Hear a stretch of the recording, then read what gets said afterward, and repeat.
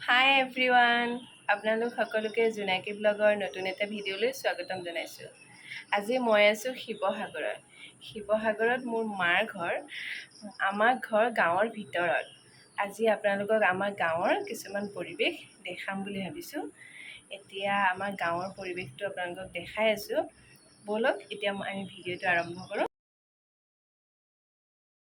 এয়া আমাৰ মায়ে পঁইতা ভাত খাবৰ কাৰণে আলু পিটিকা কৰি আছে। এয়া পোৰা আলু।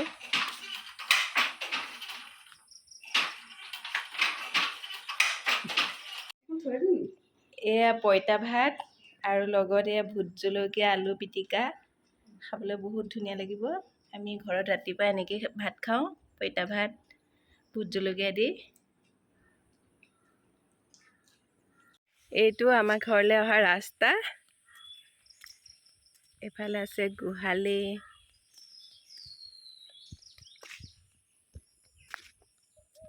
একদম গোটেইখন সেউজীয়া সেউজীয়া।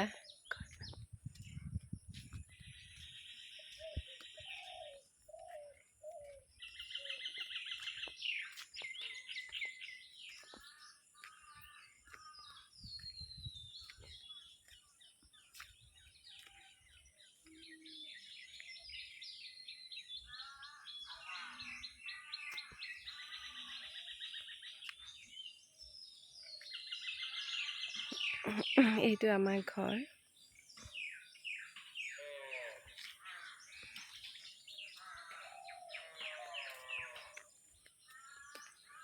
এয়া দেউতা বহি আছে।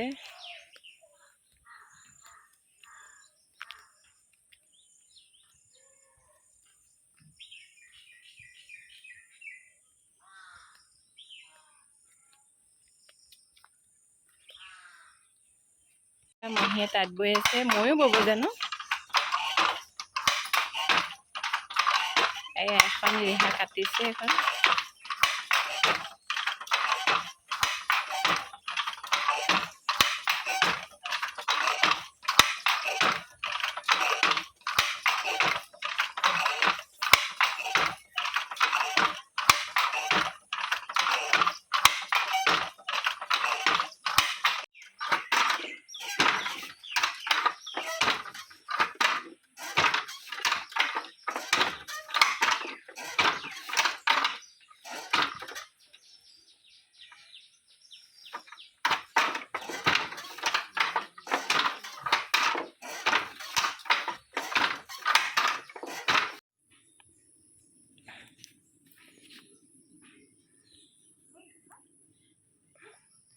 এয়া আমাৰ ঘৰৰে ভাত কেৰেলা পাৰি আছে।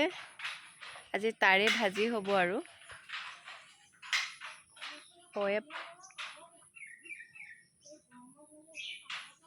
কি কৰিলে ভাত কেৰেলাকেইটা?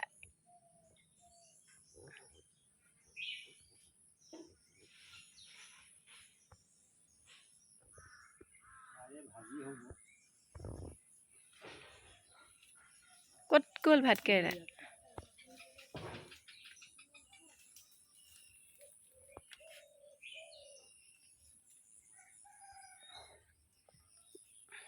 ভাত কেৰেলাকেইটা কি কৰিলে?